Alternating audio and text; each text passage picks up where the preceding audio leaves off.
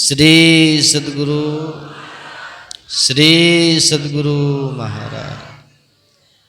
मंचासीन पूज्य महात्मा गण के पावन चरणों में नमन। उपस्थित साधक वृंद, सत्संग प्रेमी महानुभाव, पूजनीय माताओं एवं भक्तिमती बहनों, हम लोग गुरु महाराज की असीम अनुकंपा से यहाँ पेतुंजिया सत्संग मंदिर में बैठकर सत्संग और ध्यान कर रहे हैं। और अभी जो पाठ हुआ है, आपने जो पाठ अभी सुना है, भगवान श्री राम और लक्ष्मण जी का संवाद। हम लोग यहाँ गुरु महाराज जी के आश्रम में पेतुंजिया में यह सत्संग कर रहे हैं। परंतु जिस विषय का पाठ हुआ है, अभी जो पाठ हुआ, यह नासिक के पास गोदावरी के तट पर पंचवटी में यह सत्संग हुआ था, जो अभी पाठ सुन रहे थे। वहीं पंचवटी में भगवान श्री राम एक बार अपने आश्रम पर आसन में बैठे थे। पंचवटी में एक बार प्रभु सुख आसीना, लक्ष्मण कहे बचन छल हीना। भगवान श्री राम सुखपूर्वक अपने आश्रम में बैठे हुए थे और लक्ष्मण जी गए निश्चल भाव से भगवान को कुछ बोले अथवा भगवान से कुछ पूछे। क्या पूछे, ध्यान से सुनिए। कहु ज्ञान विराग अरु माया, कहु सो भगति करौ जेहित दाया। हे प्रभु, आप कृपा कीजिए, ज्ञान की बात कहिए। ज्ञान किसको कहते हैं और वैराग्य किसको कहते हैं, माया किसको कहते हैं, और उस भक्ति के विषय में कहिए जो भक्ति करने से आप दया करते हैं, जो भक्ति करने से आपकी कृपा होती है, उस भक्ति के विषय में कहिए। और ईश्वर जीव भेद प्रभु सकल कहु समुझाय, जाते होई चरण रति शोक मोह भ्रम जाए। और हे प्रभु, ईश्वर जीव में भेद क्या है, ये भी समझा करके कहिए। और इस प्रकार से समझा के कहिए जिससे आपके चरण में अथवा ईश्वर के चरणों में रति हो जाए, प्रेम हो जाए, और जिससे हमारे भीतर शोक मोह भ्रम संदेह कुछ भी ना रहे, सब समाप्त हो जाए। ऐसा समझा करके कहिए, मानो सत्संग कर रहे हैं। गोदावरी का पावन तट है, पंचवटी में दोनों बैठे हुए, भगवान राम, लक्ष्मण और माता सीता है, और वहीं पर सत्संग हो रहा है। तो यहाँ हम लोग बैठ करके सत्संग कर रहे हैं। विषय वही है, पाठ वही है जो त्रेता में हुआ था, जो राम और लक्ष्मण में हुआ था। विषय वही, पाठ वही, प्रसंग वही, पर यहाँ श्रोता वक्ता अलग अलग। श्रोता बदल सकते हैं, वक्ता बदल सकते हैं, लेकिन संत और भगवंत का ज्ञान कभी नहीं बदलता। वो ज्ञान वही रहता है। उस ज्ञान की व्याख्या बदल सकती है, भावार्थ बदल सकता है, लेकिन ज्ञान का मूल स्वरूप वही रहता है। तो भगवान से जब लक्ष्मण जी ने पूछा कि भगवान, माया किसको कहते हैं, ज्ञान किसको कहते हैं, वैराग्य किसको कहते हैं, ईश्वर किसको कहते हैं, जीव किसको कहते हैं, तब भगवान ने बहुत सुंदर उत्तर दिया। सुने ना पाठ। भगवान ने कहा, हे लखन सुनो, माया ईश नो आप कहो, जान कहिए सो जीव, अब बंद मोक्ष प्रद सर्व पर, माया प्रेरक शिव। जीव किसको कहते हैं, अभी जो हम लोग यहाँ बैठे हैं सब जीव बैठे हुए हैं। हम सब जो यहाँ पर अभी बैठे हैं सत्संग सुन रहे हैं या हम सुना रहे हैं, ये सब के सब हम सब के सब जीव बैठे हैं। आप और हम सब शरीर नहीं, शरीर हमारा है, हम शरीर नहीं। जैसे हम लोग कहते हैं नहीं कि ये कपड़ा हमारा है, तो कपड़ा तो हम नहीं हो गए, हम अलग है कपड़ा अलग। इसी तरह से हम लोग जो कहते हैं ना कि ये हमारा शरीर है, तो शरीर अलग और आप हम कहने वाले अलग। तो जो ये कहता है ना कि हमारा शरीर है, उसी को कहते हैं जीव। तो आप और हम जो यहाँ बैठे हुए इस देह के भीतर में ये सब जीव बैठे हुए। और आप हम कैसे हैं? तो भगवान ने हम सभी जीवात्माओं की परिभाषा बताई, हम सभी जीवों की परिभाषा दी, भगवान ने सुनाया। देखिए आंख बंद करके सुनिएगा ना तो सो जाइएगा, है ना, सोइएगा नहीं। आंख खोल करके बैठिए। हम देख रहे हैं कितने लोग आंख बंद करके समाधि लगा लेते हैं। आंख जब बंद कीजिएगा तो आंख है मेन गेट, ठीक है। आंख क्या है? मेन गेट है, मुख्य द्वार है। आंख बंद हो गई, मेन गेट बंद, तो सब गेट बंद हो जाएगा। आंख जैसे बंद हुई तो कान अपने बंद हो जाएगा। फिर अब हम क्या कहें आपको पता ही नहीं चलेगा। तो आंख को खोल करके बैठिए। नींद आए ना तब भी एकदम आंख में प्रेशर दे करके खोल के रखिए, तो नींद अपने भाग जाएगी। नींद आती है, आंख खोल करके बैठिए, एक टक मेरी तरफ देखिए। हम बहुत हृदय से आपको सुनाएंगे। आप लोग दूर दूर से आए हैं, आप लोग को जाना भी है, तो थोड़ा ध्यान से सुनिएगा। हम सब जो यहाँ पर बैठे हैं, हम सबों की परिभाषा भगवान ने दी। हम लोग कैसे हैं, हमारी स्थिति कैसी है, हमारी पहुंच कैसी है, हमारी ऊंचाई कैसी है, हमारा स्वरूप प्रारूप कैसा है, ये भगवान ने खूब बढ़िया से बताया। क्या कहा भगवान ने?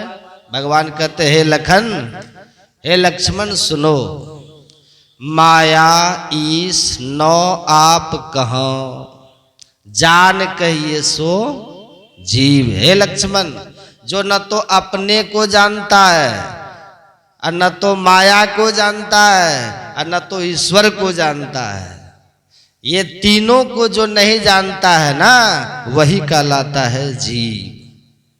आप हम जो है माया को जानते हैं, ठीक ठीक नहीं जानते, सुनते हैं। साधु महात्मा सुनाते हैं तो हम लोग सुनी सुनाई बात सुनते हैं। श्रवण ज्ञान, अच्छा श्रवण ज्ञान कैसा है? अग्नि कहीं पर धधक रही हो, अब पानी डाल दीजिए तो अग्नि रहेगी? बुझ जाती है नहीं।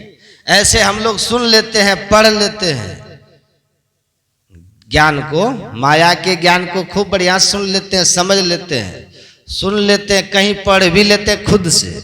लेकिन ये जो ज्ञान है ना, बस उसी अग्नि की तरह है। लेकिन जैसे उधर मोह रूपी पानी पड़ता है, सब ज्ञान हवा में उड़ जाता है, नहीं रहता, खत्म। ये ज्ञान टिकता नहीं। तो अभी जो हम लोग को ज्ञान है, ये बस उसी तरह का है। तो भगवान कहते हैं जो न तो माया को जाने और ईश्वर को भी जो नहीं जाने और अपने को भी जो नहीं जाने। अभी हमसे कोई पूछेगा ना, हम लोगों से कोई पूछे आप कैसे हैं, तो कह दीजिएगा हम काले हैं, कोई कह देता हम गोरे हैं, कोई कह देते हम मोटे हैं, कोई कह देते हम दुबले हैं, कोई कह देते हम स्त्री हैं, कोई कह देते हम पुरुष। ये नहीं कहते हैं, ये तो शरीर के लिए आप लोग कहते हैं। शरीर किसी का काला है, किसी का गोरा है, नाटा लंबा है, दुबला है, पतला है, स्त्री है, पुरुष है, ये तो शरीर है। हम लोग शरीर है क्या नहीं जानते। तो जो ये कुछ भी ना जाने, न अपने को जाने, न ईश्वर को जाने, जो न माया को जाने, उसी को कहते हैं जीव। क्या कहते हैं? तो लक्ष्मण जी है जीव। इसलिए लक्ष्मण जी ने भगवान से पूछा कि भगवान आप ही कृपा करके कहिए ना, हम तो नहीं जानते हैं। राम क्या है? राम है भगवान। राम ब्रह्म परमार्थ रूपा। राम है ब्रह्म, राम है ईश्वर। तो ईश्वर किसको कहते हैं? बंद मोक्ष प्रद सर्व पर माया प्रेरक शिव, जो हमें बंधन भी दे देते हैं, जो बंधन भी दे, जो मोक्ष भी दे, और सबसे परे रह करके जो सब में हो, और सबसे परे रह करके सब में हो, और माया के प्रेरक, माया को प्रेरणा करने वाले, वो है राम, वो है ईश्वर। तो लक्ष्मण जी कहते हैं भगवान हम तो कुछ भी नहीं जानते और आप तो सब कुछ जानते हैं, आप ईश्वर हैं, हम तो जीव हैं, आप ब्रह्म हैं, हम जीव हैं, तो आप हमको कृपा करके कहिए कि ये माया किसको कहते हैं, माया की परिभाषा क्या है, आप कहिए न कृपा करके। जब लक्ष्मण जी ने कहा न कहिए, ये सुनने से क्या होगा, सुनिएगा, ये जो भगवान ने कहा और हम जो उसी को सुना रहे हैं आप सबको, तो इससे होगा क्या, जाते होई चरण रति अशोक मोह भ्रम जाए। ये जो हम आपको सुना रहे हैं ना, यदि श्रद्धा से आप सुनिएगा, प्रेम से सुनिएगा, तो आपको गुरु महाराज के चरणों में प्रेम हो जाएगा, इष्ट के चरणों में प्रेम होगा। भीतर जो संदेह है ना, भ्रम जो लगा हुआ है, संशय जो है वो मिटेगा, संशय दूर बहार, असंतमत स्थिर करते, और दृढ़ ज्ञान समझाए, बोध दे को बुद्धि को हरते। संशय सब मिट जाएगा, भ्रम मिटेगा, अशोक संताप भी खत्म होगा, मोह भी मिटेगा। ये सुनने का महात्मा है, सुनने का फल है, ध्यान से सुनिए। तब भगवान ने कहा लखन सुनो, मैं जो कहता हूं उसको ध्यान से सुनो। कैसे सुनो, देखिए भगवान ने कहा थोड़े मह सब कहूं बुझाई, हे लक्ष्मण मैं थोड़े में सब कुछ समझा करके कहूंगा, लेकिन समझोगे कब, मैं तो कहूंगा समझा करके, पर तुम कब समझोगे। तो भगवान कहते हैं सुनहु तात मन बुद्धि चित्त लाई, मैं कहूंगा समझा समझा करके, लेकिन तुम समझोगे कब, जब तुम मन से सुनोगे, बुद्धि से सुनोगे, चित्त को स्थिर करके सुनोगे ना, तब समझ जाओ। और नहीं तो हम कितनों समझा करके समझाएंगे, कहेंगे, अब मन स्थिर नहीं रहेगा, बुद्धि यहाँ नहीं रहेगी, मन में कुछ और ही चल रहा है, बुद्धि में कुछ और ही चल रहा है, चित्त चंचल है, तब हम कितनों भी समझा करके कहेंगे ना, तो समझिएगा ही नहीं। इसलिए भगवान कहते हैं सुनहु तात मन बुद्धि चित्त लाई है तात, खूब बढ़िया से ध्यान से सुनो। और देखिए लक्ष्मण तो वहां अकेले न थे, यहाँ कितने लोग हैं, यहाँ तो बहुत है ना। जब एक को भगवान कहते हैं कि सुनहु तात मन बुद्धि चित्त लाई, तब मेरी बातों को समझोगे, समझा करके कहूंगा। तो इसी तरह से यहां भी मैं आप लोगों से कह रहा हूं, मन को स्थिर करके, मन को सम में रख करके, और बुद्धि से इधर का विचार करते हुए चित्त को स्थिर करके जब सुनिएगा ना, तो बात समझ में आएगी। देखिए माया कहते किसको है, भगवान ने बहुत सुंदर परिभाषा दी, सुन रहे थे ना पाठ, मैं अरु मोर तोर ते माया, अजही बस किन्हे जीव निकाया, गो गो चर जहां लगी मन जाई, असो सब माया जाने। भाई ये माया की परिभाषा भगवान दे रहे हैं। हे लखन, हे भाई, ये मैं और मेरा, तू और तेरा, यही जो भाव है ना, इसी को कहते हैं माया। केवल इतना ही नहीं है, भगवान कहते हैं जहां तक मन जाता है, जहां तक बुद्धि जा सकती है, जहां तक हमारी इंद्रियों की पहुंच है, कान से जो हम सुनते हैं, मुंह से जो हम बोलते हैं, हाथ से जो हम पकड़ते हैं, आंख से जो हम देखते हैं, जीभ से जो हम रस लेते हैं, चमड़ा से जो स्पर्श हम करते हैं, जहां जहां हमारी इंद्रियां जाती है वो सब माया ही है। जहां तक मन जाता वो सब माया है। देखिए कितनी माया की प्रबलता है, सब कुछ माया है। लेकिन माया का अर्थ क्या होता है, माया शब्द का अर्थ होता है माया, मां का अर्थ होता है नहीं, या का अर्थ होता है जो नहीं है अब फिर भी जो दिखे, जिनकी सत्ता न हो, जो ना हो अब फिर भी दिखे, उसी को कहते हैं माया। जो वास्तव में है नहीं या फिर भी दिखाई दे, उसको कहते हैं माया। ये करती क्या है, इसका काम क्या है माया का? एक दुष्ट अतिशय दुख रूपा, ये बड़ा दुख देती है माया। इसकी सत्ता है नहीं, ये दिखती है पर है नहीं, इसकी सत्ता नहीं है, जो है ही नहीं, लेकिन वो दुख बहुत देती है।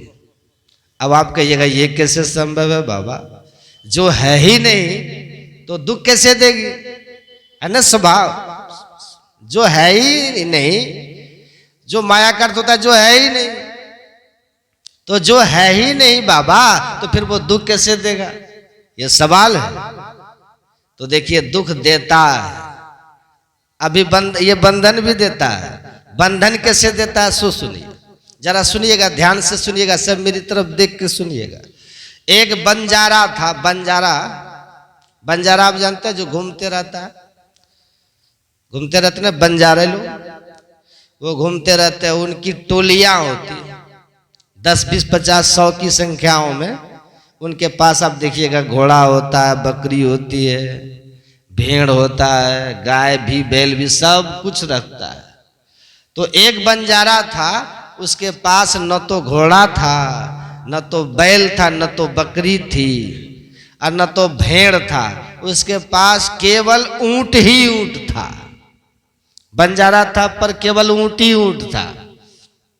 वो चलते चलते एक जगह गए, रात्रि में विश्राम करना था, नदी के किनारे उनको विश्राम करना था। नदी का किनारा था, अगर अगल बगल में बहुत से फसलें लगी हुई है, बहुत सी फसलें लगी हुई थी। वैसे नदी का किनारा था, फसलें लगी हुई थी। एक छोटी सी जगह थी, थोड़ा एरिया वाला, उसमें कोई फसल नहीं थी। तो कहा चलो यहीं विश्राम कर लेते हैं, रात्रि विश्राम यही कर लेते हैं। बंजारा वहां रह गया और ऊंट उनके पास था, तो ऊंट के बांधने के लिए रस्सी लेकर के आया था। तो सभी ऊंट को बांध दिया और संजोग से एक रस्सी उनकी खो गई।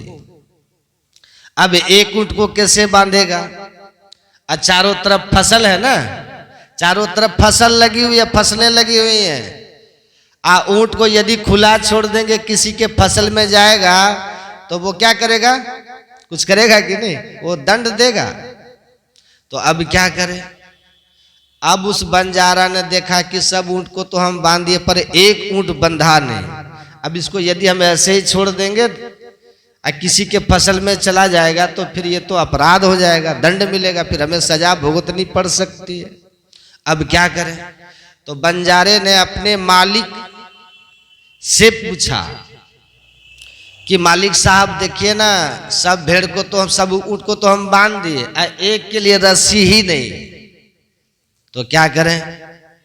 अब देखिए उसने जो कहा एक काम करो, रस्सी ने तुम्हारे पास नहीं है, जाओ तुम उस ऊंट के पास जाओ, और जिस तरह से रोज रोज उस ऊंट को बांधता था ना, उसी तरह से एक्टिंग करना, उसी तरह से रोज अभिनय करना, ऐसे हाथ घुमाना, ऐसे गांठ देना, ताकि उसको लगे कि हमको बांध रहा है, ऊंट को लगे, यही करना, बस बांधने का एक्टिंग करना। तुम जैसे रोज उसको बांधते हो ना, तो आज वैसे ही करना, वैसे हाथ घुमाना, वैसे गांठ देना, ऐसे ही करना। कहा ठीक है।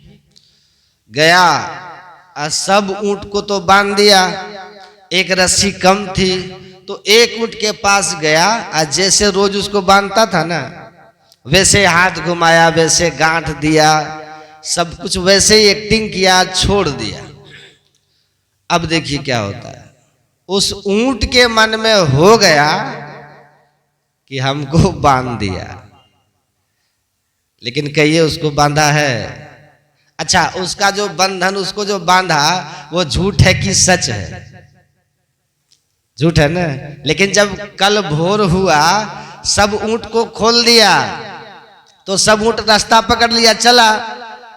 अब ये बंजारा के मन में है कि इसको तो हम बांधे ही नहीं है, ये भी जाएगा। अब उस सब ऊंट उठ के चल दिया। अब वो जो ऊंट था वो बैठा ही रह गया। अब वो बंजारा गया डंडा लेके, और डंडा लेकर के उस ऊंट को पीटना शुरू किया है कि उठे। अब डंडा मार रहा, पीट रहा, हुर रहा, डंडा से हुरा दे रहा है, लेकिन वो ऊंट उठ ही नहीं रहा।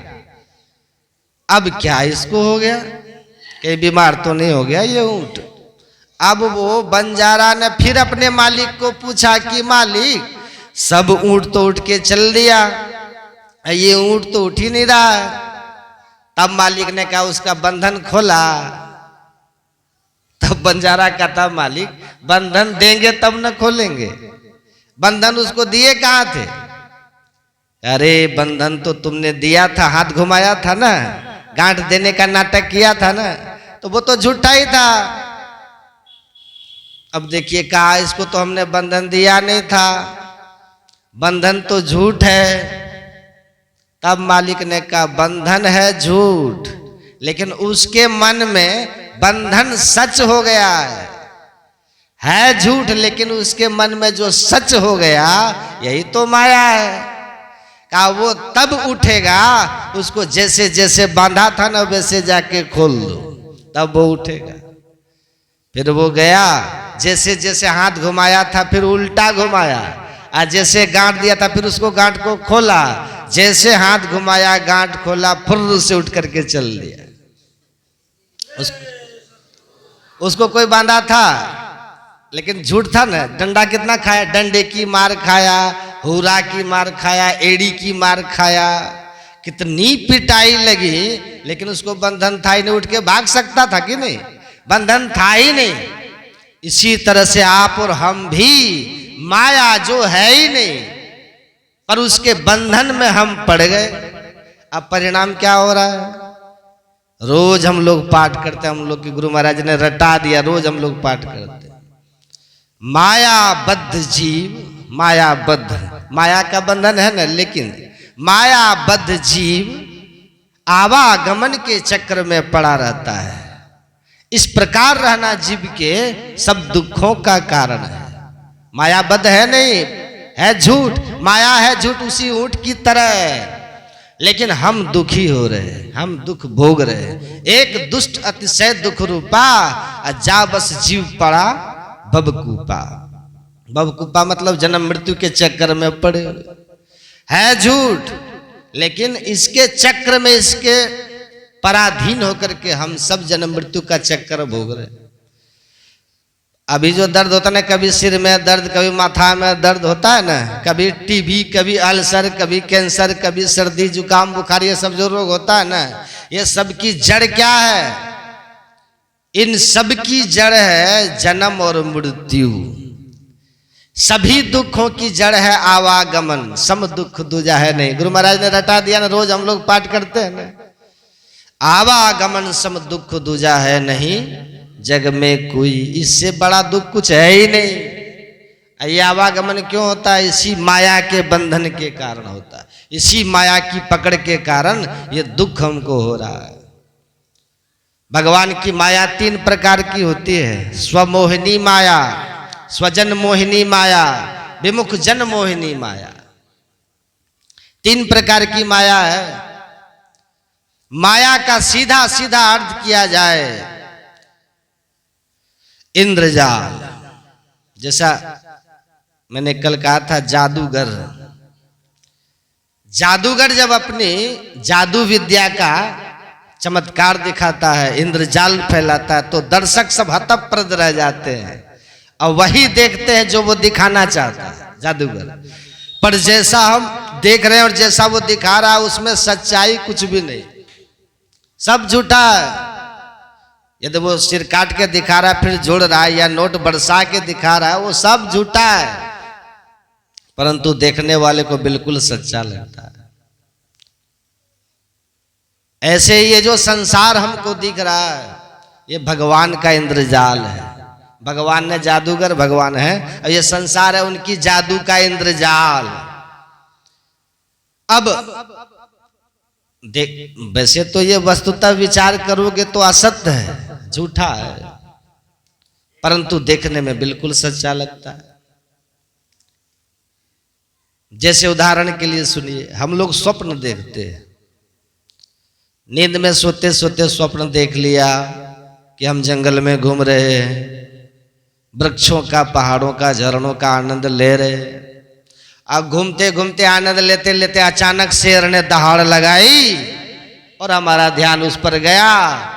जैसे उसने हमको देखा, हमने दौड़ लगाई, पीछे पीछे शेर ने भी छलांग लगाई और हम डर के मारे तेज भागने का प्रयास कर रहे हैं, पर भाग नहीं पा रहे, क्योंकि पीछे शेर का भय इतना है कि कांप रहे हैं, भाग रहे हैं। और इतने में तो शेर ने आकर के हमको तुरंत मार झपट्टा पटक दिया।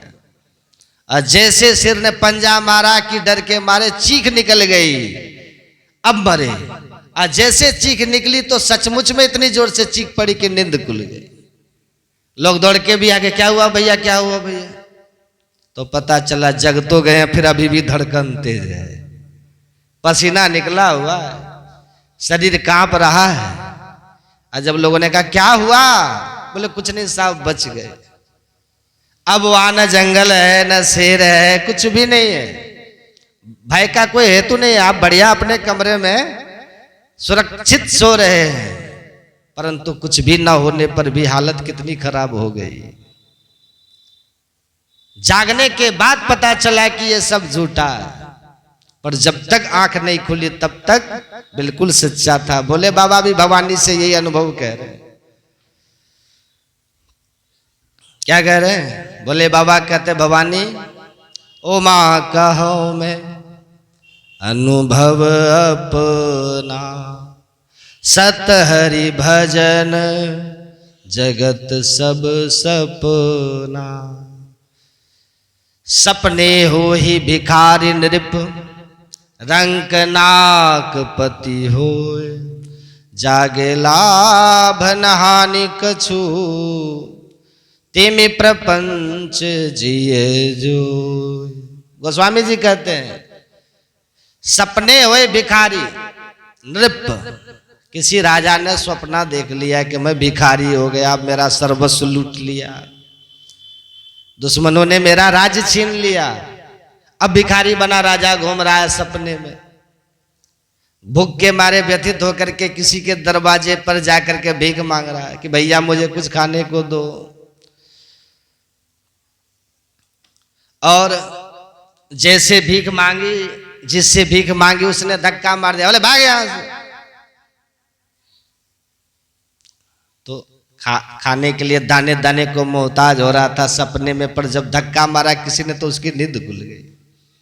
नींद खुली तो पता चला कि सवेरा हो गया है। और तमाम सूतक मादक बंदी जब उसकी महिमा का बखान करते, महाराजा धीराज की जय हो, सरकार की जय जयकार हो, ऐसी महिमा गागा के जगा रहे राजा को। सब राजा के स्वागत के लिए दरवाजे पर दर्शन करने के लिए विराजमान है। तब जान में जाने, अरे हम तो बिल्कुल ठीक ठाक है। सपने में तो रोटी के लिए, खाने के लिए मोहताज भूखा बना भटक रहा था। आंख खुलने के बाद बात चला कि कोई खतरा नहीं भाई, सब मामला सुरक्षित है। और उसी प्रकार किसी भिखारी ने स्वप्न देख लिया कि हम राजा बन गए, और राजा बन करके सिंहासन पर बैठ के आदेश दे रहे, जरा बड़ा नृत्य गान होने दो, राग संगीत। तो तमाम संगीतकार आकर के बढ़िया मृदंग आदि वाद्य बज रहे हैं, सुंदरियां नृत्य कर रही हैं, गाना बजाना चल रहा है। महाराज दरबार में बैठे सिंहासन पर उसका आनंद ले रहे भिखारी स्वप्न में, और संगीत का आनंद ले रहे थे महाराज। इतने में आकर के किसी मित्र ने उसको जगा दिया, अरे भैया जल्दी चल, भीख मांगने का समय हो गया। तब आंख खोली तो अपना माथा पकड़ा, रे राम राम, तूने सब पर पानी फेर दिया, सब चौपट कर दिया। क्या बढ़िया राग रंग जम रहा था।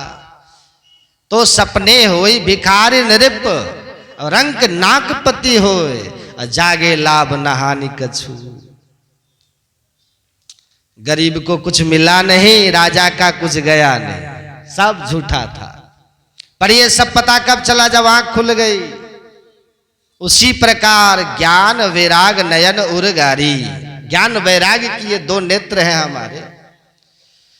जिस दिन वास्तविक तत्व का ज्ञान हो जाता है उसी दिन ये संसार का स्वप्न समाप्त हो जाता है। पर जब तक वह वस्तुतः तत्व ज्ञान नहीं हुआ तब तक ये झूठा संसार ही हमें सच्चा लगता है और इसी में आनंद लेते हुए हम सपना देखते हैं। अंतर इतना है कि जो हम स्वप्न देखते हैं वो आंख बंद का सोते हुए का स्वप्न था और ये जो संसार का स्वप्न देख रहे ये खुली आंखों का स्वप्न है दोनों ही स्वप्न ही। एक खुली आंख का स्वप्न है अब वो बंद आंख का स्वप्न है, पर झूठे दोनों ही है।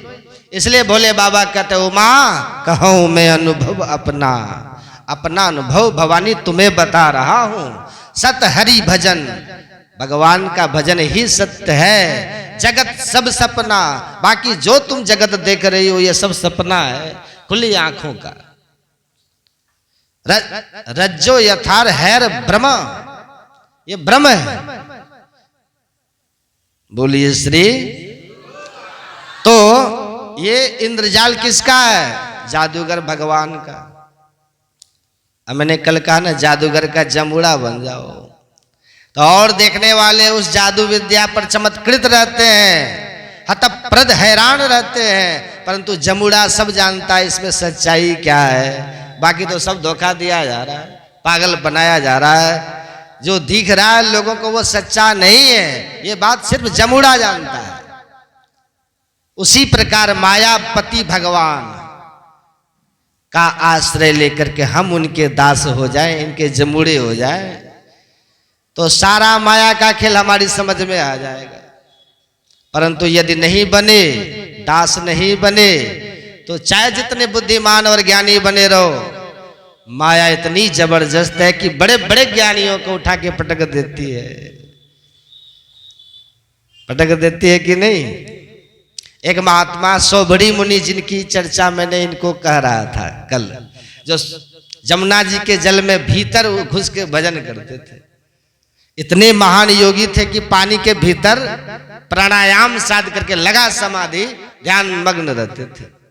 पानी में इसलिए घुस के भजन करते थे, ना दुनियादारी देखूंगा, ना मुझे कोई देखेगा, ना प्रपंच में मैं पढ़ूंगा। इसलिए पानी में भीतर घुस के भजन करते थे जमुना जी के जल में। और उनका मानना यह था कि माया मेरा क्या बिगाड़ लेगी। अरे माया में तो वो फंसेंगे जो दुनियादारी में रहेंगे और देखेंगे, हमें न रहना है न देखना है, तो फंसने का प्रश्न ही नहीं उठता। पर माया तो माया है भाई। ज्ञानी नाम पिचेतांसी देवी भगवती सा, माया ने दिखा दिया एक दिन चमत्कार। क्या?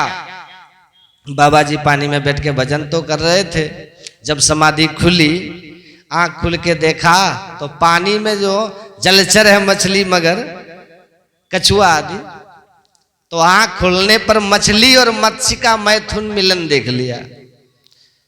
तो मछलियों का जब आपस में मिलन देखा, बस माया ने उसी दृष्टि से हमला कर दिया। और बाबा के मन में अब संसार की वासना जागृत हो गई। उन मछली को देख अब तुरंत बाहर निकल के आए। अब पानी में बरसों तक महात्मा रहे हैं तो पानी से शरीर भी गल जाता है ना। उम्र इतनी अधिक हो गई है कि आंखों की पलकें तक नीचे लटक गई है, मुंह में दांत नहीं रहा, शरीर की खाल त्वचा लटक गई है। अंगम गलितम पलितम मुंडम दसन विहीनम जातम तुंडम वृद्धो यापी गृहीत्वा दंडम तदपि मुंचत्यासा पिंडम भज गोविंदम गोविंदम भज मूढ़मते। भगवान शंकराचार्य जी ने चरपट पंजरिका में बड़ा सुंदर चित्रण किया वृद्धावस्था का। तो वो हालत महात्मा की हो रही है शरीर की। अंगम गलितम, शरीर पूरा विगलित हो गया है। पलितम मुंडम, बाल सब पक गए। दसन विहीनम, दसन मतलब दांत, दांत एक भी नहीं बचा, दसन विहीन मुख हो गया है। दसन विहीनम जातम तुंडम, फिर भी वृद्धो याति गृहीत्वा दंडम, वो बुढ़ा फिर भी डंडा लिए घूम रहा है। तदपि न मुंचत्यासा पिंडम, ये आशा पिंड फिर भी नहीं छोड़ रहा है। दुनिया की तमाम प्रकार की इच्छाएं, आशाएं ये लिए बैठा है, ये और कर लूं, वो और बना लूं, ऐसा और कर लूं, ये आशाएं हैं, महत्वाकांक्षाएं लिए बुढ़ा घूम रहा है। ये हालत महात्मा की हो गई, वो तपस्वी सौभरी मुनि की। जब बाहर निकल के आए, अब देखिए विवाह की बलवती इच्छा हो गई, विवाह शादी करेंगे। अब बुढ़े बाबा से कौन विवाह करेगा?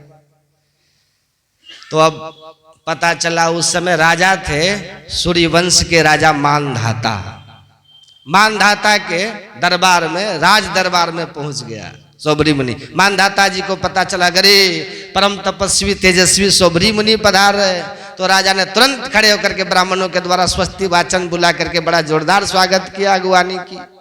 महात्मा को ऊंचे आसन पर बिठा के उनके चरण धोए, पूजन किया, प्रार्थना किया, हो भाग्य हमारे आप जैसे संत पधारे महाराज। कैसे आना हुआ महाराज? तो पुराने महात्मा बहुत निष्कपट होते थे, भीतर कुछ बाहर कुछ ऐसा नहीं होता था। भीतर बाहर से एक, मन में जो आ गया, चाहे वो अच्छा हो चाहे बुरा हो, वो तुरंत खुल के कह देते थे। यही निष्कपटता है, छुपाव नहीं है। छोटे बच्चे जैसे कुछ भी दुराव छुपाव नहीं रखते, ऐसे ही निष्कपट मन संतों का होता है। जब राजा ने कहा कैसे आगमन हुआ महाराज, बाबा जी तुरंत बोले, राजन हमारा विवाह करने का मन हो रहा था, तो चले आए। अब सुन करके राजा नीचे से ऊपर ताकने लग गए, महाराज फिर यहाँ आना कैसे हुआ महाराज? बोले राजन हमने ऐसा सुना है कि तुम्हारी 50 बेटियां हैं। बोले हाँ महाराज है तो सही, तो एक का विवाह हमसे कर दो। अब तो सुनते ही राजा के होश उड़ गए, अरे राम राम राम। अब महात्मा बड़े तपस्वी हैं, ये भी जानते हैं कि इनका मूड खराब हो गया तो ये भस्म कर सकते हैं, कुछ भी श्राप दे सकते हैं। तो महात्मा का भय भी है उसको, परंतु जो बात करे वो भी नहीं मान सकते, क्योंकि 50 बेटियां सब राजकुमारी है, राजघराने की है। इन बुढ़े बाबा से कौन विवाह करेगा? यदि मैंने आदेश दे के जबरदस्ती विवाह कर भी दिया तो वो बेटी तो हमें जिंदगी भर गाली देगी। अब बड़े धर्म संकट में पड़ गए राजा, कैसे बचे? तो हाथ जोड़ के बोले महाराज जी बुरा मत मानिएगा, हमारे यहाँ स्वयंवर की प्रथा है। हमारे यहाँ बेटी अपना वर स्वयं ही चुनती है, उसका नाम है स्वयंवर। हमारे भारत की संस्कृति कितनी पुरानी है, अब फिर भी उस पुरानी संस्कृति में भी कितना स्वातंत्र है कि जबरदस्ती कन्या का विवाह नहीं, कन्या अपना विवाह का स्वयं ही, जो पति के रूप में किसी को वर्ण करती थी, उसका नाम है स्वयंवर प्रथा। तो महाराज जी हमारी बिटिया का हम स्वयंवर करेंगे, उसमें जो बेटी आपको पसंद कर लेगी मैं तुरंत आपका उनसे विवाह कर दूंगा। राजा ने मन में सोचा, ना कोई पसंद करेगी ना मुझे विवाह करना पड़ेगा, और अपने आप ही बात खत्म हो जाएगी। तो ऐसी बात कही राजा ने।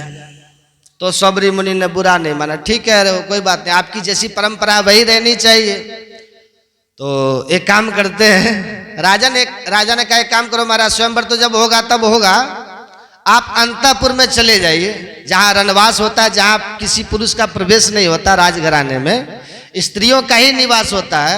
आप मेरे रणवास में अंतःपुर में चले जाइए, जहां मेरी 50 बेटियां रहती हैं, उनमें से जो तुम्हें पसंद कर देगी मैं तत्काल अभी आपका विवाह उसके साथ कर दूंगा। बोले हाँ ये बात तुमने ठीक कही राजा। तो बोले पधारिए महाराज।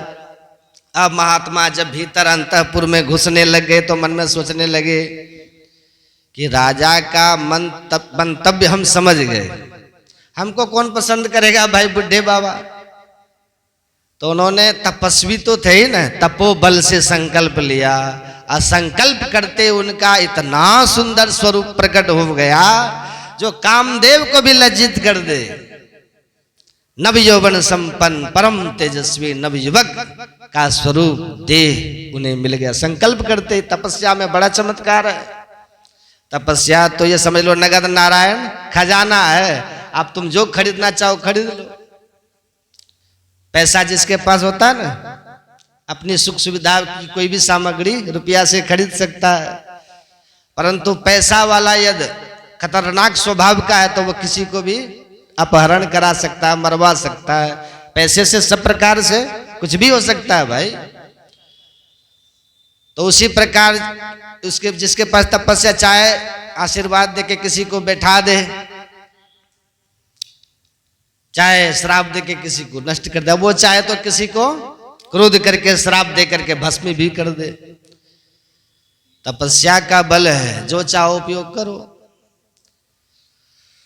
बोलो श्री सद्गुरु। तो महात्मा ने संकल्प करके नवयौवन संपन्न अपना स्वरूप प्रकट कर लिया और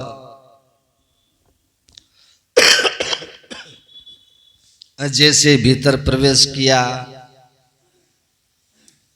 तो भीतर प्रवेश करते ही राजा की तरफ से संदेश राजकुमारियों को दिया गया कि इनको जो भी पसंद करेगी उसका विवाह इन्हीं से हो जाएगा।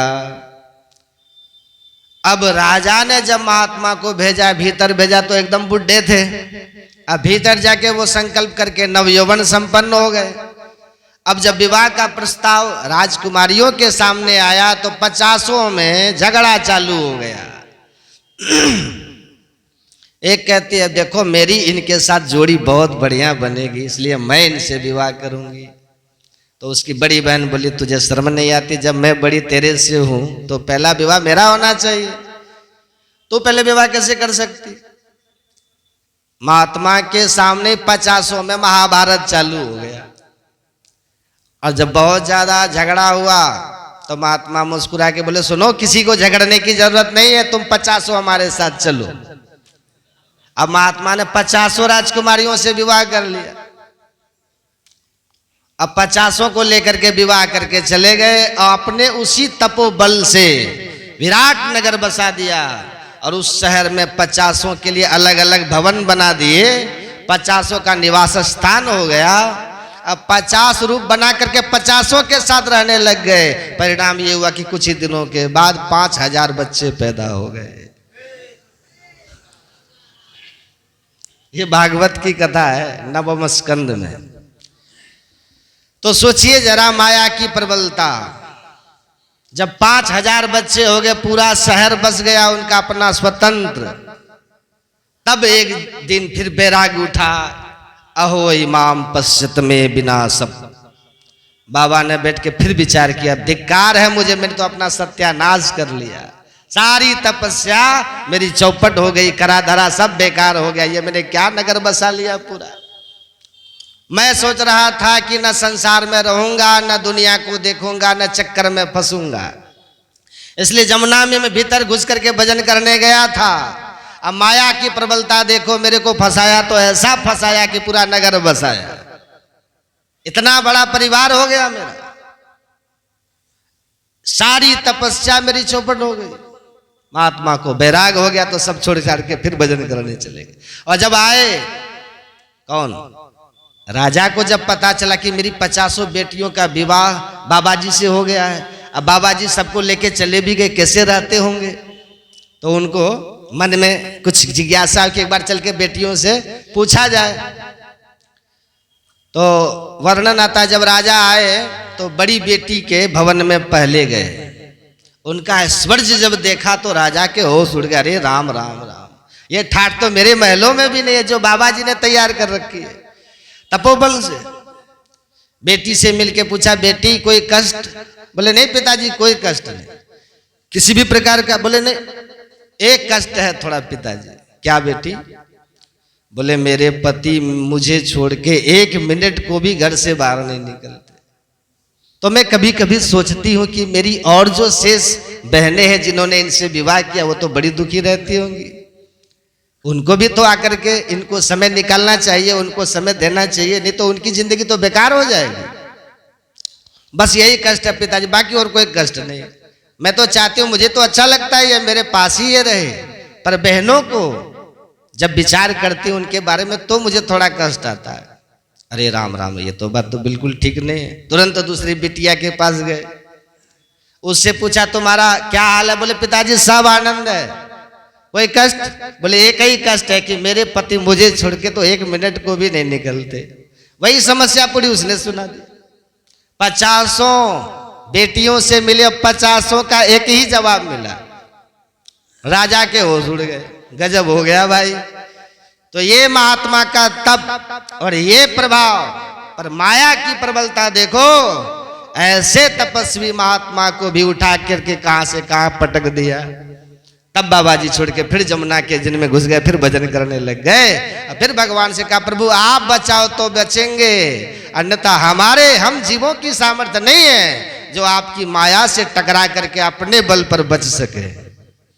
अब देखिए, ये माया है नहीं, लेकिन भासती है और हमें दुख होता है। अब ये कैसे समझेंगे हम, ये कैसे पता चलेगा? जो है ही नहीं तो वो भासेगा कैसे? सिनेमा कभी देखे आप लोग? सिनेमा, एक महात्मा, एक बाबा रहते थे जंगल में। एक बाबा घनघोर जंगल में रहते थे, बचपन से रहते थे। जैसे सुखदेव जी महाराज को जानते हैं ना, सुखदेव जी का जन्म हुआ और वो जो होता ना नाभि नाल छेदन, वो भी नहीं कटने दिया सुखदेव जी ने। जन्म हुआ, चल दिए जंगल की तरफ, न किन्हीं से कोई बात किए, न कभी किन्हीं से मिले, सीधे जंगल चले गए सुखदेव जी।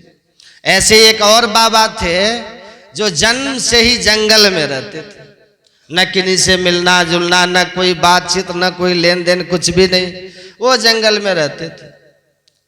आज संजोग से एक दिन वो बाबा धीरे धीरे बाल्यावस्था से जवान हुए, फिर जवान से बूढ़ा हो गए।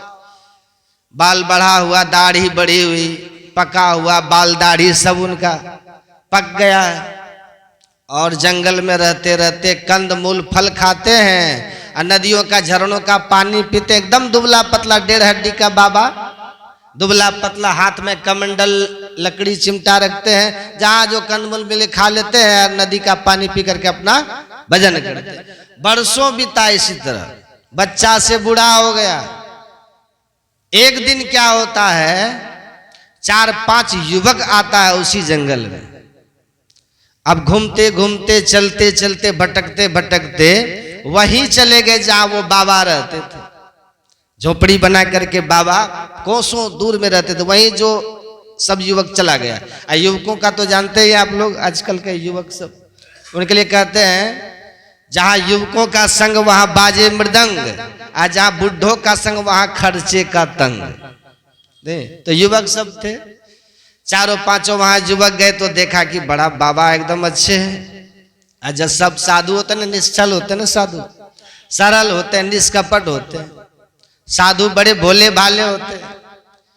तो देखा कि ये बाबा बड़ा भोले है, बड़ा निश्चल है, छलहीन कपटहीन है, अच्छे बाबा है। तो 4-5 युवक जाते हैं। अब बाबा को दूर से कहते, बाबा प्रणाम। बाबा तो निश्चल थे बेचारे, आओ बच्चे बैठो। सब युवक वहां बैठ गया, बातचीत होने लगी। बाबा कब से जंगल में रहते हैं? बाबा बच्चा हम बचपन से ही रहते हैं बेटा। तो कोई आपको है कि नहीं? कहा नहीं, कोई नहीं है, सब छूट छाट गया, पता नहीं कौन है, क्या मरे बच्चे, पता है हमको कुछ खबर नहीं है। अच्छा आप शहर में नहीं जाते बाबा? कहा नहीं, समय कहाँ मिलता, हम तो रात दिन भजन में लगे रहते हैं बच्चा। युवकों ने कहा बाबा कभी सिनेमा देखे हैं कि नहीं? अब युवक तो युवक, कहा बाबा कभी सिनेमा देखे कि नहीं? कहा सिनेमा क्या होता है बेटा? कहा राम राम नहीं जानते हैं? कहा नहीं। कहा सिनेमा बहुत अच्छा दिखता है, सिनेमा बड़ा आनंद देता है, बहुत सुंदर होता है, देखने में मनोरंजन होता है, कभी कल बाबा सिनेमा देखना चाहिए। तो बच्चा सिनेमा कहाँ दिखेगा बच्चा? निश्चल थे बाबा। तो सब युवक मिलके कहता है जंगल से आप पार जाइएगा ना बाबा, तो एक शहर मिलेगा, उसी शहर में एक फलानी जगह पर सिनेमा हॉल है। पहले सिनेमा हॉल होता था ना, अब तो घट गया संख्या, अब तो लोग को घरे घर टीवी हो गया, अब तो हाथ हाथ मोबाइल सबको हो गया, या मॉल में सिनेमा हो गया। पहले सिनेमा हॉल हुआ करता था शहरों में, उसको कहते थे सिनेमा टॉकीज। हमारे देवघर में 4 टॉकीज है, उसमें चलचित्र होता है, उस दूर दूर से लोग आते हैं देखने के लिए, बड़ी भीड़ होती है वहाँ। हम सब भी बचपन में देखे, अब तो बंद हो गया। कहा ये सिनेमा हॉल होगा बाबा, जाइए वहाँ और वहाँ सिनेमा देख लीजिएगा। कहा कैसे दिखेगा? कहा उसमें पैसा लगेगा। पैसा उसा है आपके पास? कहा पैसा तो नहीं है। तो लीजिए है ना, हम पैसा देते हैं। वही युवक सब मिल करके बाबा को पैसा भी दे दिया। अब बाबा तो है क्या, पेटवे है कि लोटवे है, भजने है कि भोजने है, और काम क्या है बाबा का? चलो आज सिनेमे देख लेते हैं। पैसा भी मिल गया। गए वहां जंगल के बाहर, चलते चलते चलते चलते बहुत देर के बाद जंगल के बाहर गए। शहर गए, शहर में गए, पूछा सिनेमा किधर दिखता है, सिनेमा हॉल कहाँ है? लोगों ने कहा कि उधर जाइए, उधर सिनेमा हॉल है। वो बाबा चले गए और जहाँ टिकट काउंटर था, जहाँ टिकट कटता था, वहां पर गए बाबा और टिकट मास्टर से कहते कि देखिए भाई साहब, सिनेमा हमें देखना है। अब बाबा जैसे कहा कि सिनेमा हमें देखना है, अब टिकट मास्टर बाबा को देखने लग गए। कहा आप सिनेमा देखिएगा बाबा होके, गेरुआ कपड़ा पहने हैं, माला है, तिलक है, फिर कुंडधारी त्रिपुलधारी है, चेहरे पर कितना आपका तेज है, आप तो महापुरुष लग रहे हैं बाबा, आज सिनेमा देखिएगा। हाँ हाँ, एक बच्चे, कुछ लोगों ने, कुछ बच्चों ने कहा कि सिनेमा देखना चाहिए, तो आ गए हम देखने के लिए। दे दीजिए ना, टिकट देख लेंगे, क्या लगा है? कहा ठीक है बाबा, आपकी इच्छा, हमको क्या, हम तो बिजनेसमैन है, बिजनेस हमारा है ये, कोई भी देखे, हमको तो पैसा चाहिए बाबा। कहा ले लो पैसा। कितना चाहिए पैसा? कहा कि बाबा जो सबसे बढ़िया टिकट है ना, जो बढ़िया जगह पे बैठ के देखिएगा, उसका दाम सबसे ज्यादा लगेगा। कहा वही टिकट हमको दीजिए। तो सबसे महंगा वाला टिकट, बढ़िया वाला टिकट बाबा ले लिए। कहा किधर है हम बैठे? तो आप जानते ना बालकोनी होता है, बालकोनी, बालकोनी जानते हैं, पीछे बैठ के लोग देखते, ऊपर में। कहा बालकोनी का टिकट हम आपको दे दिए बाबा। बाबा टिकट ले लिया, चले गया बालकोनी में। अब बालकोनी तो सबसे पीछे होता है एकदम, और ऊपर में होता है वो। वहां चले गए बाबा, अब वहां जाकर के बैठे ही थे, इतने में बाबा पूछते हैं कि सिनेमा होगा कहाँ? कहा सिनेमा सबसे आगे होगा बाबा, वहां जो काला काला पर्दा दिख रहा है ना, उसी काला पर्दा पर सिनेमा होगा।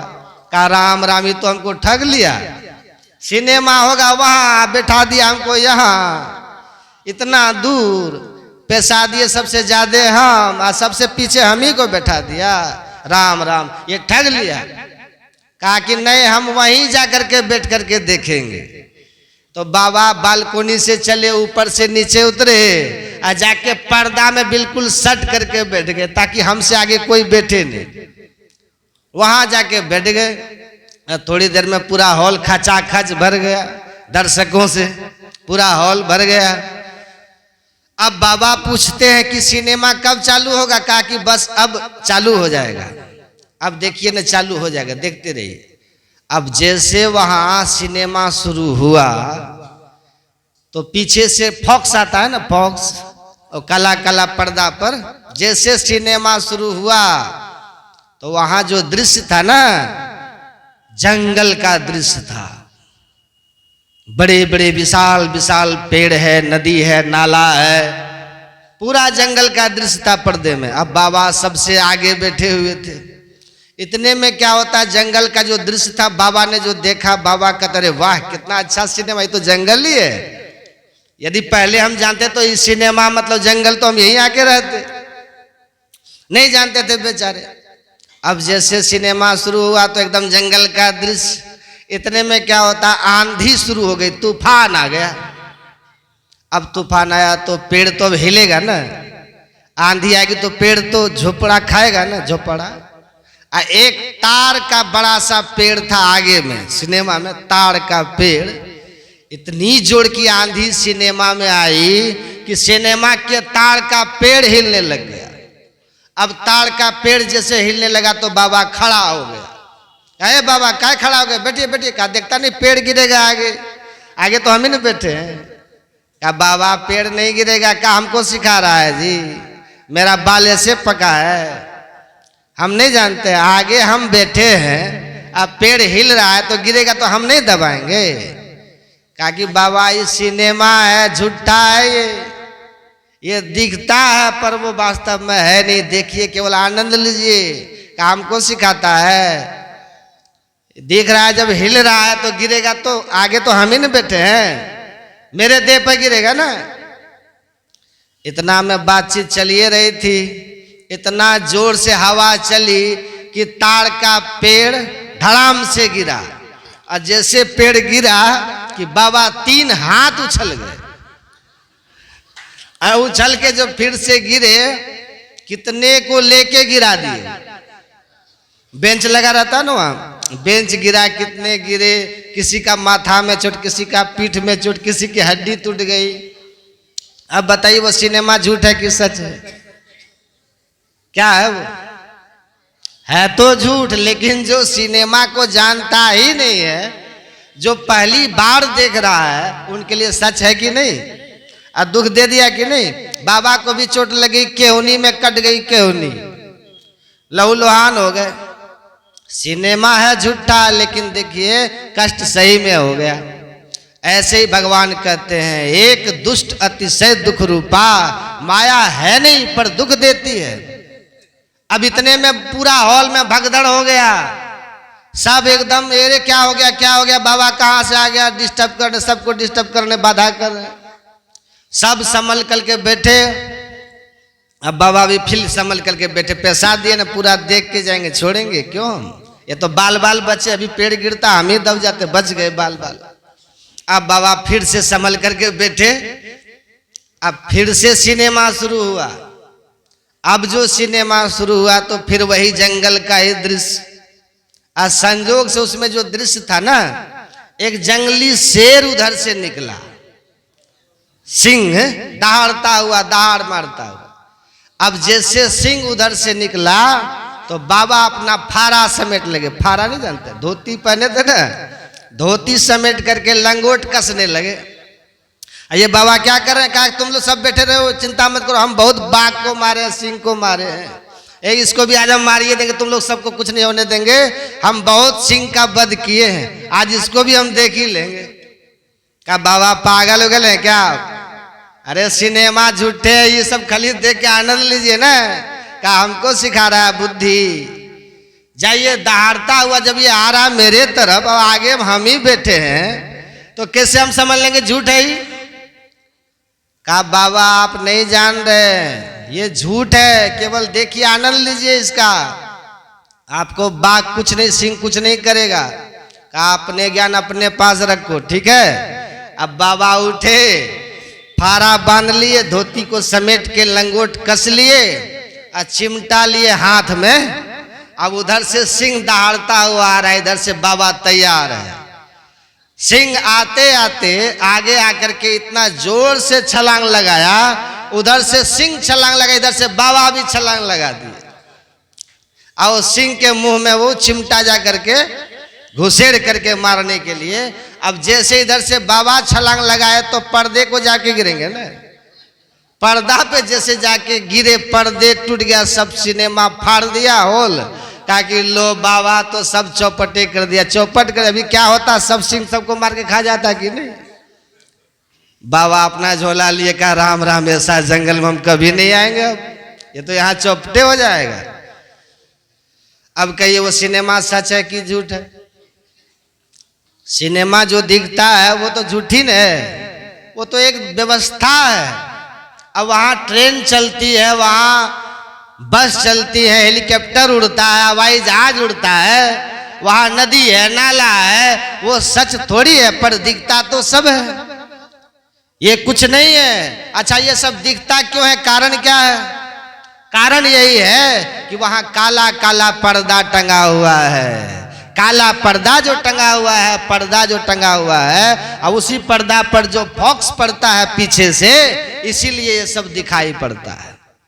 ठीक इसी तरह से ये जो कुछ हम लोग को दिखलाई पड़ता है ना, हमारे सामने भी पर्दा है, पर्दा है ना, और उसी पर्दा पर जो फॉक्स पड़ता है, ज्ञान का प्रकाश जो पड़ता है ना, विद्या ज्ञान का मिला जुला जो प्रकाश पड़ता है, इसी से हमको ये दुनिया वास्तविक दुनिया दिखाई देती है। अब पर्दा कितना है? एक ही पर्दा है क्या? तीन तीन पर्दे। सिनेमा में तो एक ही पर्दा होता है, बाहर के सिनेमा में, यहाँ तो तीन तीन पर्दा। हमारे गुरु महाराज ने कहा अभी पदावली में, सिनेमा को तमाशा भी कहते हैं ना, सिनेमा को तमाशा भी कहते हैं। आप पढ़िए हमारे गुरु महाराज की वाणी पदावली में क्या कहते हैं, घट बीच अजब तमाशा है साधो, घट बीच अजब तमाशा। घट की काली घटा में स्थिर ये काला पर्दा है। आंख बंद करने के बाद जो घोर अंधकार दिखता है, यही है पर्दा, यही है माया का पहला पर्दा। ये माया है, ये माया का यही है काला। देख तिमिर आगे फिरे, रोज हम लोग गाते हैं, क्या गाते हैं? घट तम प्रकाश व शब्द पट त्रय, जीव पर है छा रहे, कर दृष्टि और धुनि योग साधन ये हटाना चाहिए। ये 3 पर्दे लगे। आंख बंद करते पहला ये अंधकार का पर्दा है, इसके भीतर में प्रकाश का पर्दा है, और उसके भीतर में शब्द का पर्दा है। 3 पर्दा है। ये तीनों पर्दा जब तक रहेगा तब तक हम लोगों को माया का ज्ञान रहेगा, मतलब माया के बस में हम लोग रहेंगे, ईश्वर का बोध नहीं होगा। और जिस दिन ये तीनों पर्दा हमारा खत्म हो जाएगा उसी दिन ईश्वर का दर्शन हो जाएगा। हम लोग रोज गाते हैं घट तम प्रकाश व शब्द पट त्रय, जीव पर है छा रहे। अब देखिए कर दृष्टि और धुनि योग साधन ये हटाना चाहिए। इस कैसे होगा? क्या इससे? इनके हटे माया हटेगी, अब प्रभु से होगी एकता। देखिए अब फिर द्वैतता नहीं कुछ रहेगी, असमनन दृढ़ चाहिए। ये तीनों पर्दा जिसके भीतर से हट जाए उसको फिर ब्रह्म का दर्शन हो जाता है। एक बार और सुनिए, एक बार राम सीता लक्ष्मण तीनों चले जा रहे थे। रामायण में प्रसंग आता है ना, तीनों चले जा रहे थे। कैसे जा रहे थे? आगे राम, देखिए कैसे जा रहे हैं, तुलसीदास जी ने बहुत सुंदर वर्णन किया है। आगे राम लखन पुनि पाछे, तापस वेश विराजत आछे। राम भगवान आगे आगे चल रहे हैं और लक्ष्मण जी पीछे पीछे चल रहे हैं। तपस्वी का भेष है, सुंदर दिख रहे। लेकिन आप देखिए उभय बीच सी सोहती कैसी, अब ब्रह्म जीव बीच माया जैसी। राम और लक्ष्मण दोनों के बीच में सीता है। सीता कैसी है? तो तुलसीदास जी कहते हैं जैसे ईश्वर और जीव के बीच में ये माया है।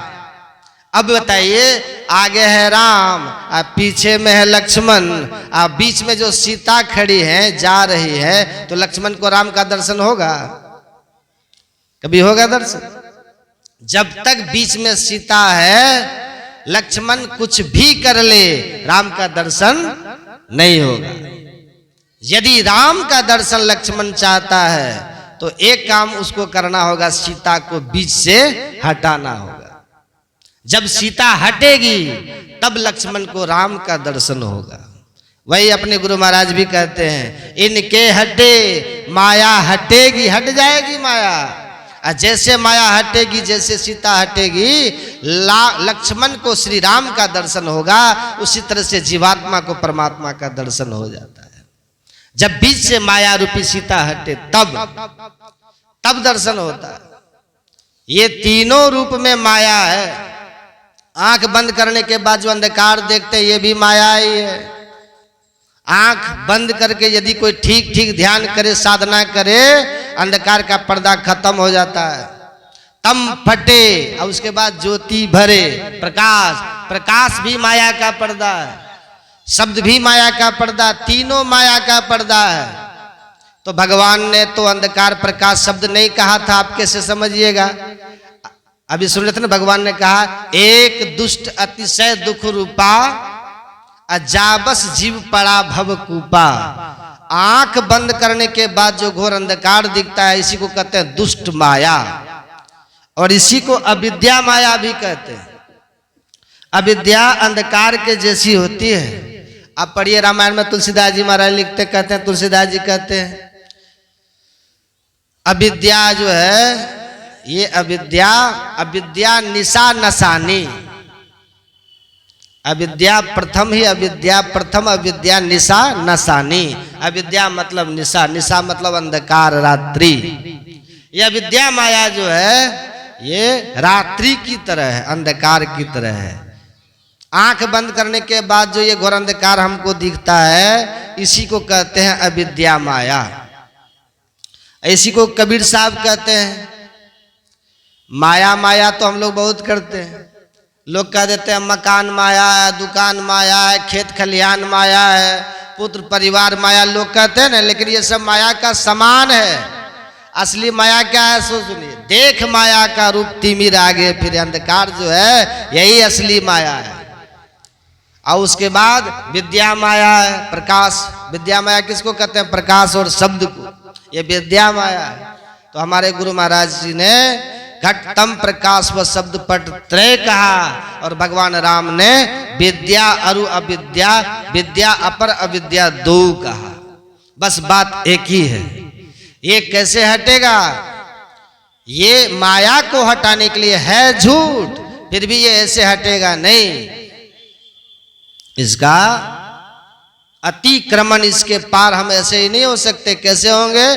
तो जो बिंदु ध्यान और नाद ध्यान करेंगे। सुन रहे थे ना प्रातः काल हमारे गुरु महाराज जी कहते हैं कर दृष्टि और ध्वनि योग साधन।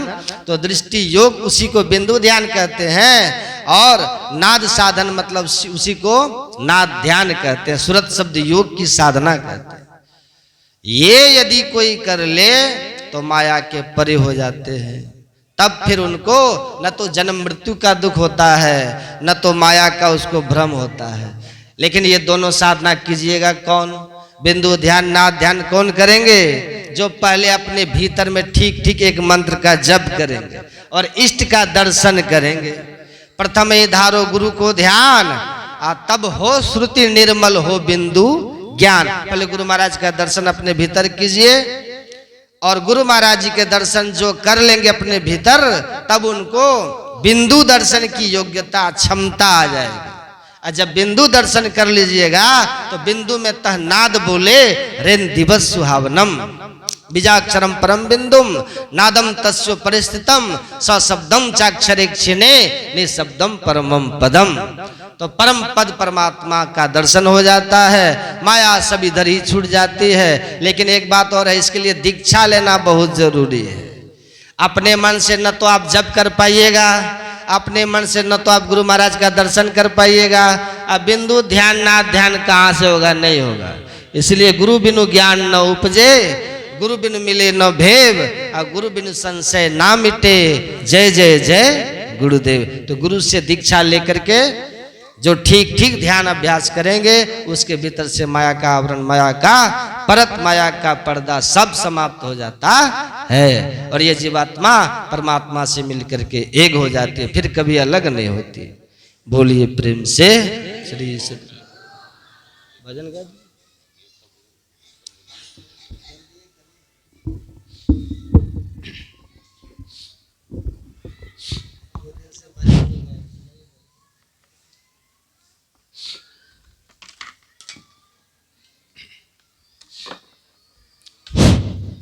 श्री सद्गुरु महाराज की जय। कबीर साहब की वाणी। ठगिनी नैना क्या चमकावे, ठगिनी क्या नैना चमकावे, कबीरा तेरे हाथ न आवे। ठगनी क्या नैना चमकावे, कबीरा तेरे हाथ न आवे। रूपा पर के रूप दिखावे, सोना पैर तरसावे। रूपा पैर के रूप दिखावे, सोना पैर तरसावे। गले डाल तुलसी की माला, गले डाल तुलसी की माला। तीन लोक भरमावे, ठगनी क्या नैना चमकावे, कबीरा तेरे हाथ न आवे। कद्दू काट के मृदंग बनाया, नींबू काट मंजीरा। कद्दू काट के मृदंग बनाया, नींबू काट मंजीरा। सात त्रोही मंगल गावे, नाचे बालम खीरा। सात त्रोही मंगल गावे, नाचे बालम खीरा। ठगनी क्या नैना चमकावे, कबीरा तेरे हाथ न आवे। भैंस पंजनी आशिक चूहा, में ढक ताल बजावे। भैंस पंजनी आशिक चूहा, में ढक ताल बजावे। छप्पर चढ़ के गदहा नाचे, छप्पर चढ़ के गदहा नाचे। ऊँट विष्णु पद गावे, ठगनी क्या नैना चमकावे। ठगनी क्या नैना चमकावे, कबीरा तेरे हाथ न आवे। आम डाल चढ़ी कछुआ तोड़े, गिलहरी चुनी चुनी लावे। आम डाल चढ़ी कछुआ तोड़े, गिलहरी चुनी चुनी लावे। कहे कबीर सुनो भाई साधो, बगला भोग लगावे। ठगनी क्या नैना चमकावे, ठगनी क्या नैना चमकावे। कबीरा तेरे हाथ न आवे। श्री सद्गुरु महाराज की जय।